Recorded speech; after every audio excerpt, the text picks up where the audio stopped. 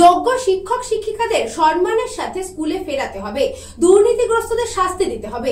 এছাড়াও একাধিক দাবি নিয়ে এআইডিএসও ছাত্র সংগঠনের বিকাশ ভবনে অভিযান।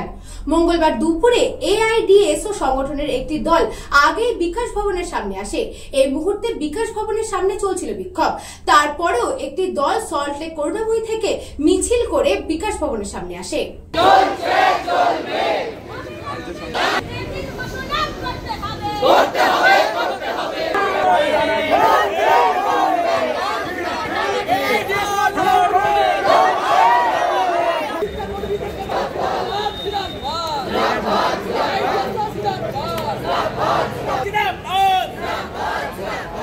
আমাদের দাবি ন্যায্য শিক্ষকদের বাছাই করে তাদের স্কুলে আবার ফেরাতে হবে এবং শিক্ষার যে পরিকাঠামো ভেঙে পড়ছে তা অবিলম্বে সরকারকে যথাযথ উপযুক্ত পদক্ষেপ গ্রহণ করতে হবে।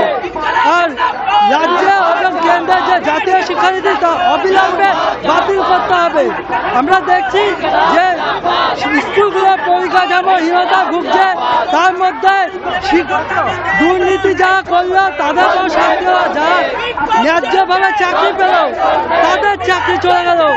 এই অপদস্থ সরকারকে দুর্নীতিমুক্ত ভাবে শিক্ষক পুনর্বহাল করতে হবে স্কুলে, এই আমাদের দাবি।